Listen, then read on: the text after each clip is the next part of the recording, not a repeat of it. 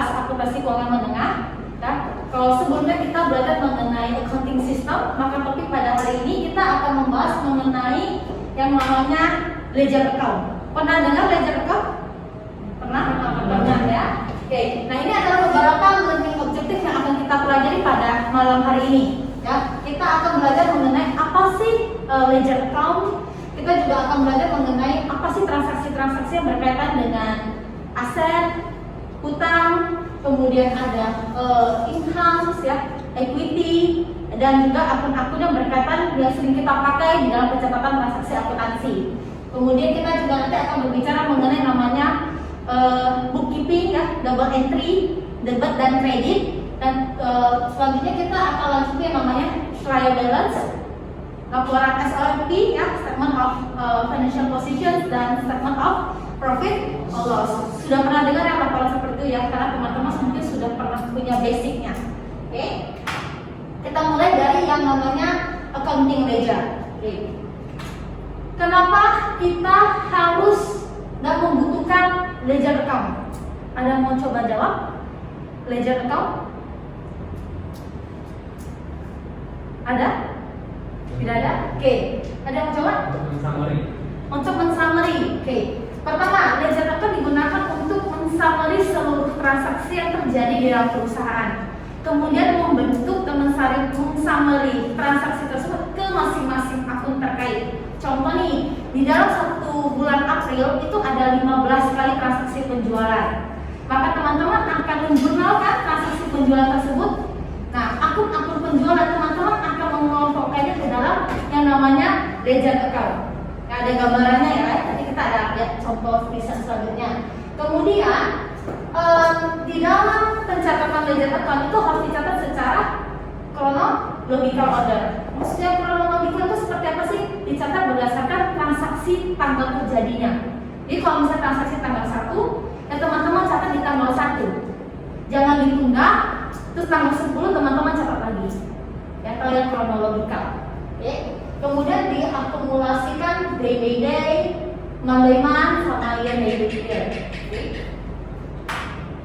Nominal atau general ledger, atau kita kenal dengan namanya buku besar ya ke Indonesianya ya. Jadi buku besar itu menampilkan apa saja sih summary transaksi per masing-masing akun. Oke. Kalau teman-teman nanya akun apa saja sih di dalamnya, banyak banget.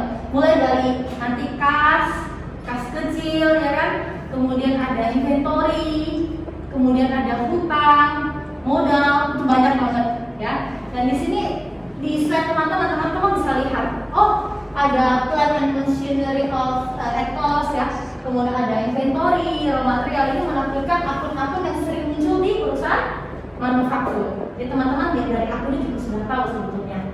Oke. Ini adalah format dari ledger account. Familiar ya, debit, kredit ya. Nah biasanya kalau teman-teman tahu selain ledger account bentuknya 4 kolom, pasti teman-teman mengenal namanya T account. T account ya. Nah biasa kalau teman-teman lagi kerjain sesuatu pingin cepat nih, biasa normalnya teman-teman akan menggunakan T account. Nah di dalam kelasnya ICW, saya saranin ya teman-teman kalau ketika teman-teman tag sertifikasi ICW, jangan pernah bikin kolom 4 kolom tersebut. Pakailah ya T account untuk mempermudah teman-teman untuk mengejar waktu ketika teman-teman sertifikasi. Oke.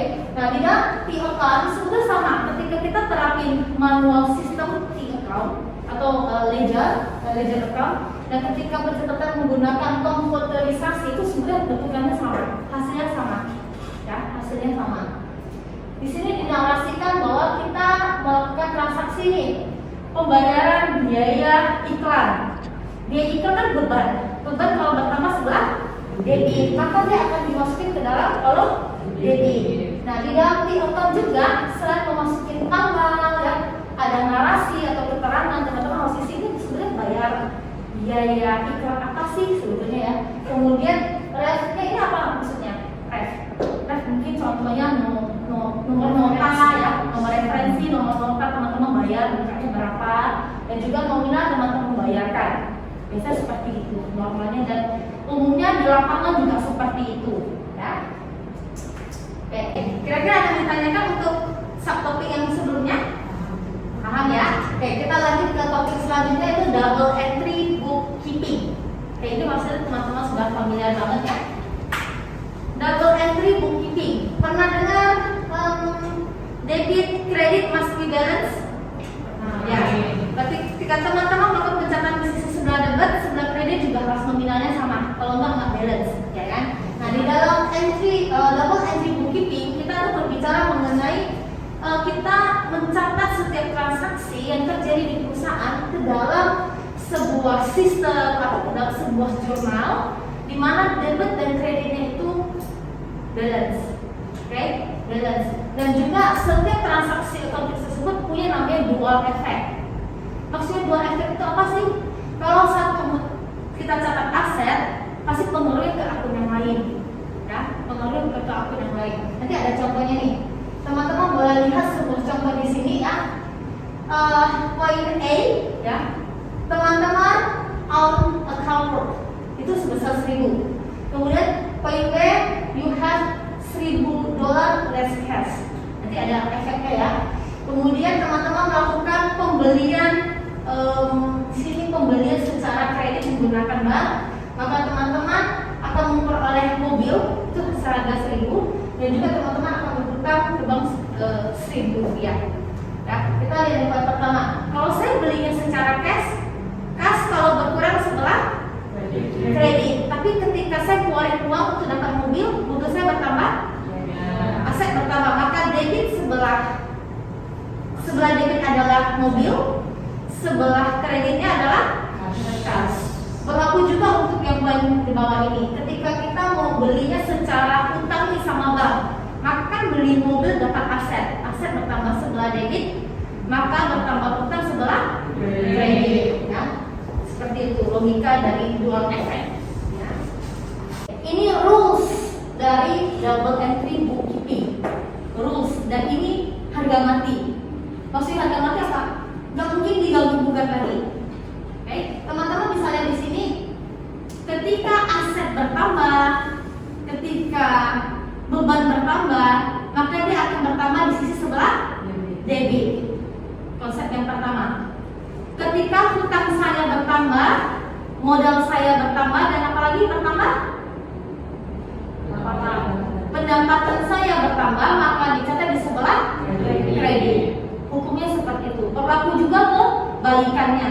Ketika aset saya berkurang, beban saya berkurang, maka dia sebelah kredit.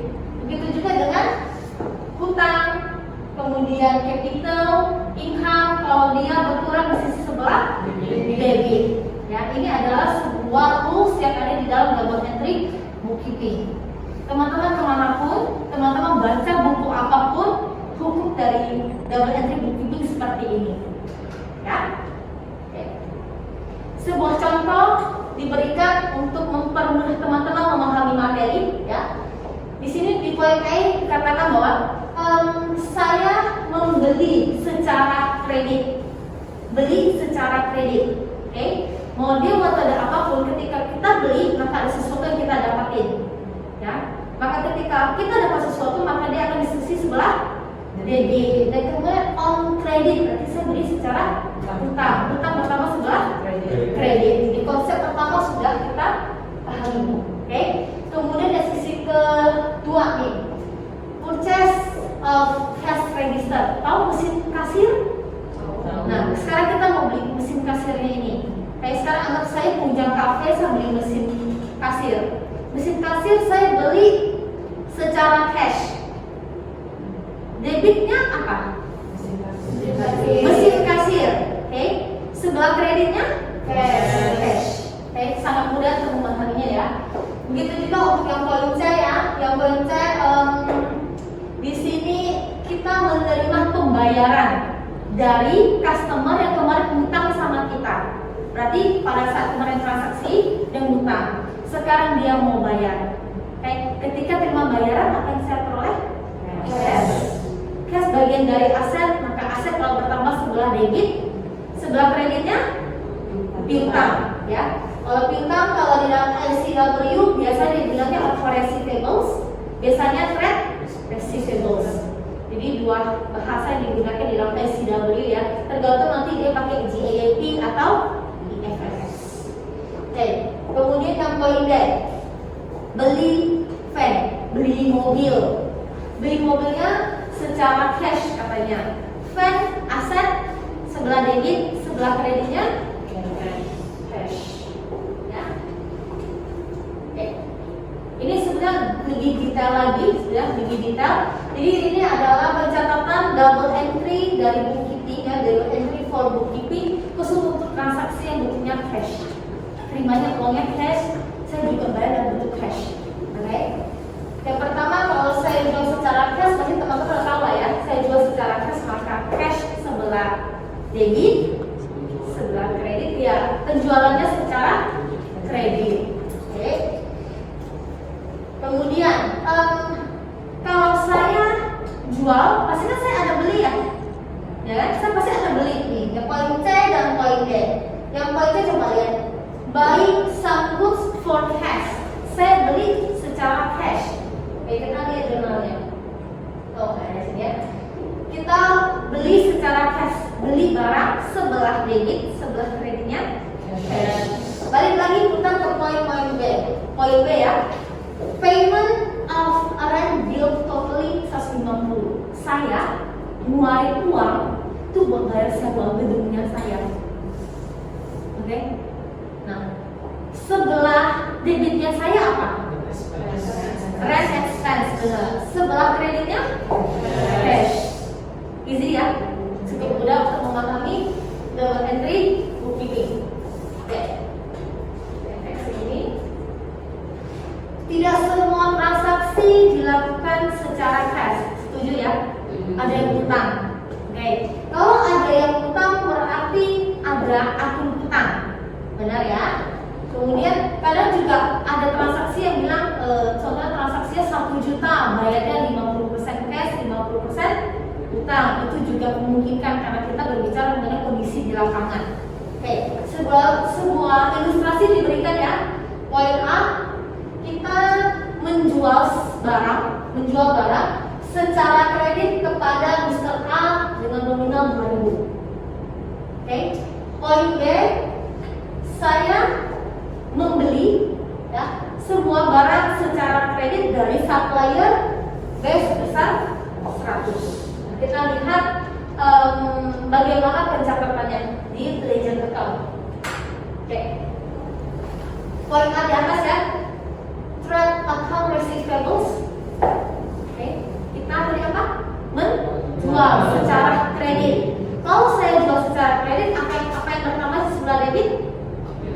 Account receivables. Jadi posisinya sebelah betul ya. Betul. Kemudian apa lagi yang pertama? Penjualan sebelah kredit. Poin pertama sudah terpenuhi.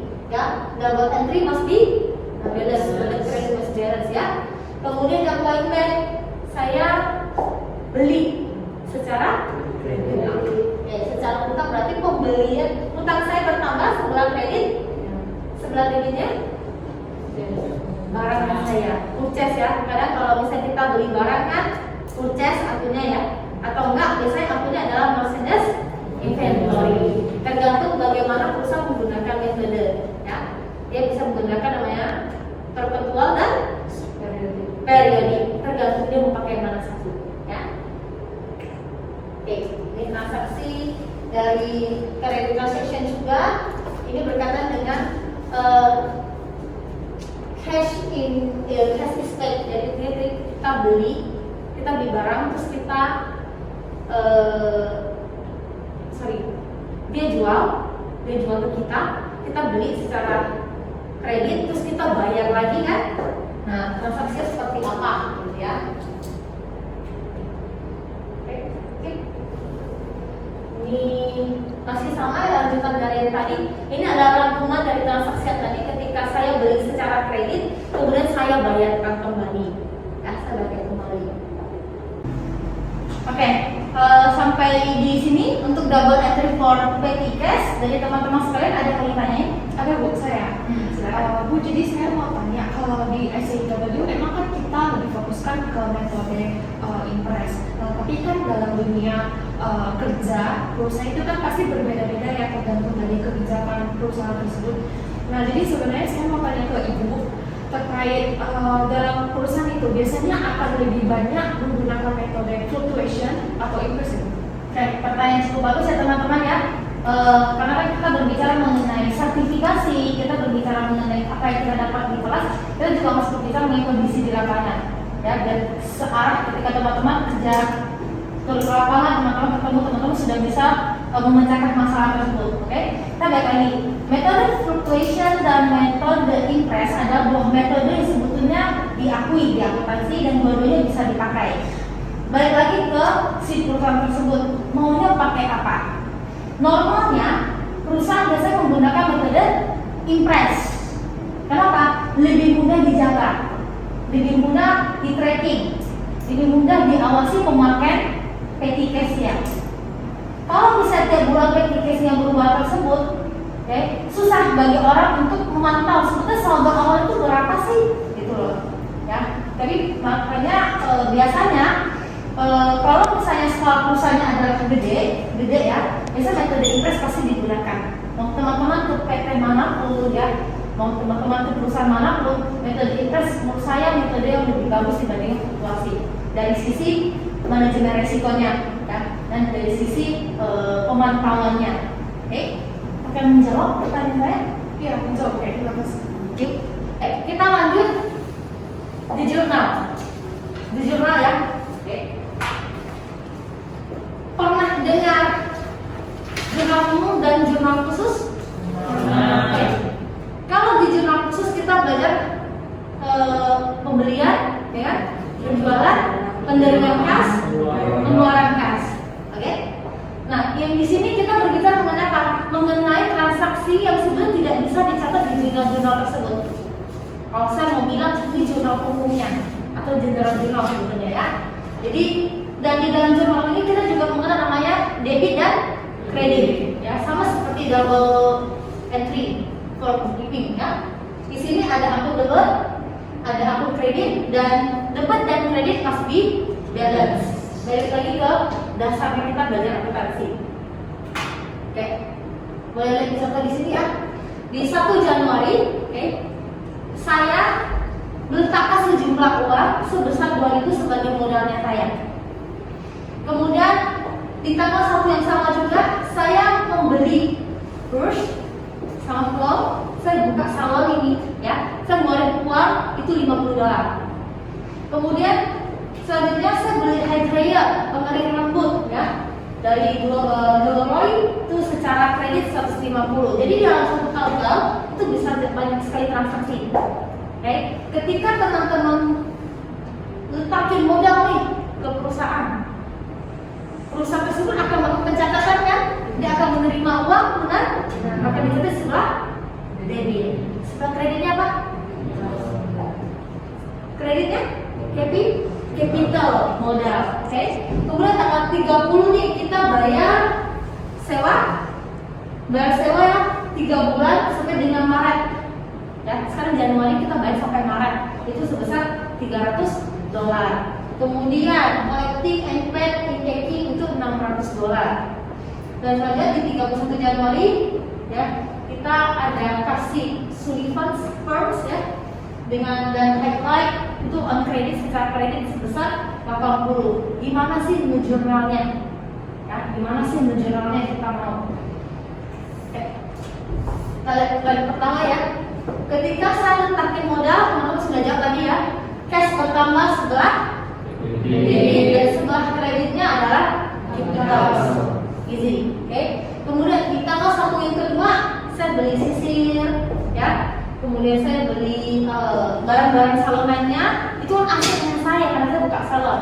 Maka dia akan menjadi aset dari perusahaan saya, maka dia hasilkan sebelah debit. Karena saya belinya secara cash, secara tunai, maka uang saya otomatis akan keluar sebesar 50, sebesar pembeliannya barang saya.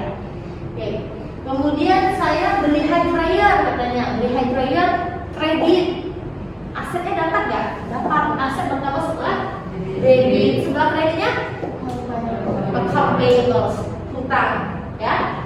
Kemudian lanjut ke 30 nih, di tanggal 30 saya ada bayar uang sewa. Uang sewa ya. Posisi saya di Januari kan? Saya bayarnya sampai bulan Maret. Apa yang terjadi di sini? Sebelah debit saya sedang apa? Prepaid rent atau sewa dibayar dimakan. Aset gak? Aset ya? Karena kenapa? 2 bulan belum saya pakai, jadi saya harus akui sebagai aset. Kemudian selisihnya apa balikannya ya, akun kontraknya uangnya keluar setelah kredit. Next kita punya tanggal 30 saya lakukan transaksi penjualan secara kredit ya. Penjualan secara cash ya di sini ya. Saya dapat uang, kemudian sebelah kreditnya penjualan. Oke. Kemudian yang tanggal 31 nih, saya menjual juga ke orang, tapi orangnya utang sama saya, Mr. Sullivan tadi. Ya, jadi trade account receivable piutang dalam sebelah debit, sebelah kreditnya sebelah sales. Ya. Oke, sampai di sini konsep the journal. Kita masuk ke materi terakhir ya, mengenai VAT. Oke, pernah dengar VAT ya? PPN. Ya, kita belajar mengenai PPN. Ada PPN masukan, ada PPN keluaran. Teman-teman akan bahasnya itu di topik sendiri di perpajakan. Oke, di SCW mengajarkan teman-teman mengenai VAT. Oke, VAT apa sih? VAT adalah indirect tax, berarti pajak yang tidak langsung dibebankan ketika kita melakukan transaksi penjualan maupun transaksi pembelian. Ketika saya beli, saya dibebankan pajak kan? Saya bayar. Ketika saya jual, saya juga membebankan pajak kan kepada si customer saya. Pajak yang saya terima ini saya konsumsi sendiri? Enggak. Saya tampung di akun hutang. Di mana saya harus bayar, nanti saya harus setor ke pemerintah, saya harus setor ke kantor pajak. Nah, bagaimana sih pencatatannya atau bagaimana perhitungannya? Sebuah ilustrasi diberikan. Sebuah perusahaan manufaktur, ya, namanya Alis Ltd. Dia membeli raw material barang mentah, ya, dengan harga itu 1.000 pound sterling plus VAT. Oke, dengan rate-nya adalah 20% soal ini. Oke, saya langsung masuk ke perhitungannya ya. Supply to Alis Ltd. Ya, saya belinya 1.000, terus saya dibebankan pajak 20%. Maka pajaknya berapa? 200. Ya. Kemudian ketika saya sudah memproduksi barangnya, barang ini jadi produk ini saya jualnya ke Beach PLC ya dengan harga 1.600 plus VAT 20%. Saya jual nih dengan nominal 1.600 dikali dengan 20%, maka totalnya adalah 320. 320 ini siapa yang pegang? Saya yang pegang, saya yang keep. Karena saya mau bebankan ke Beach ya. Saya akan pegang, saya akan sebagai utang pajak. Saya bilang kayak pajak titipan. Oke. Kemudian setelah Beach beli sama si Alis, dia ngejual lagi si ke customernya dengan plus 20% juga. Nah di sini saya mau kasih tahu bahwa ketika dia sudah menjual ke consumers, di sini VAT-nya cannot recover, tidak bisa recover. Kenapa tidak recover? Pertama, konsumennya nggak punya tax, dia nggak punya ID billingnya atau seperti saya bilang nggak punya NPWP kalau di sini ya. Kalau tak punya NPWP, kita tidak bebannya, ya, tidak bisa diakui pajaknya. Sedangkan kalau kita jual ke PT ini, pasti PT punya NPWP dong, itu bisa di cover, ya, itu bisa di cover, jadi enak. Kita ketemu soal seperti itu, teman-teman sudah bisa gitu. Oke, kita lanjut ke preparing basic financial statement. Pernah lihat statement of profit and loss, statement of financial positions, ya pernah ya, bahasa barunya dari SCW. Oke. Statement of profit and loss menampilkan apa? Menampilkan pendapatan, menampilkan beban ya. Ada pendapatan dikurangi dengan HPT yang cost of sales kalau di SCW, dapat gross profit, kemudian dikurangi dengan beban, akan dapat namanya profit selama periode tersebut ya. Kemudian ada statement of financial positions yang menampilkan seluruh aset kita, menampilkan seluruh hutangnya kita, dan juga menampilkan modalnya kita. Kira-kira sampai di sini teman-teman ada yang mau ditanyain mengenai materi kita? Ya, silakan. Sebenarnya saya izin tanya Bu, terkait klasifikasi VAT seperti apa aja sih yang bisa ditanggung oleh perusahaan. Nah, misalnya ada studi kasus seperti seorang direktur perusahaan membeli mobil, namun keperluannya itu untuk transportasi dari rumah ke perusahaan. Nah, itu apakah VAT dari mobil itu dapat ditanggung oleh perusahaan ya Bu? Oke, terima kasih untuk pertanyaannya ya. Jadi kalau kita mengacu ke yang namanya SCW menjelaskan bahwa teks yang bisa di-recover adalah teks yang berkaitan dengan contohnya kita jual beli barang ya, kemudian orang tersebut punya NPWP ya, sehingga bisa dibebankan pajak masukan dan keluarannya kita boleh akui. Kemudian kita ngeluarin untuk entertain seperti apa? Entertain karyawan itu diakui ya. Kemudian tadi kan kendaraan ya, kalau kendaraannya ada kendaraan pribadi kendaraan pribadi untuk direktur biasanya kita tidak akui ya. Tapi kalau misalnya kendaraan dalam bentuk gimana? Mobil dijual kan dikenakan pajak. Tapi kalau bentuknya kayak van atau event ya, kegiatan operasional perusahaan itu boleh diakui. Tapi kalau mobilnya sedan boleh nggak? Nggak boleh. Ada ketentuannya kapan kita bisa merecover pajak, kapan tidak, menurut ketentuan di SCW ini. Itu. Kalau misalnya saya ajak teman-teman, yuk kita ke karaoke yuk, terus kita di karaoke dapat billingnya ada pajak kan? Saya boleh recover nggak? Boleh. Selama saya menginterven untuk kondisi perusahaan saya, untuk karyawan saya sendiri itu boleh. Ya, itu ada ketentuannya.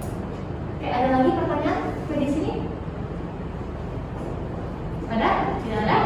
Oke. Kalau misalnya tidak ada pertanyaan, saya selesaikan materi kita sampai di sini. Sampai jumpa di pertemuan selanjutnya. Selamat malam. Terima kasih Bu.